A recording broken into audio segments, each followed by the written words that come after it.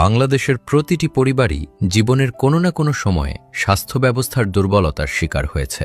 চিকিৎসার খরচ জোগাতে গিয়ে ভেঙে পড়ে অনেক পরিবারের অর্থনীতি।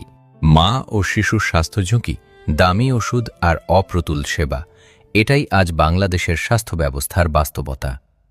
বিএনপি রাষ্ট্র পরিচালনার সুযোগ পেলে এমন এক ভবিষ্যৎ গড়বে যেখানে চিকিৎসার অভাবে আর কোনো মানুষের জীবন ঝুঁকিতে থাকবে না।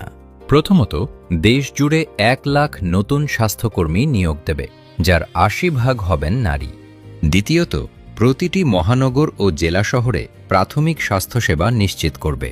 তৃতীয়ত, উপজেলা স্বাস্থ্য কমপ্লেক্সে নিরাপদ সন্তান প্রসব সহ মা ও শিশুর পূর্ণাঙ্গ চিকিৎসা চালু করবে।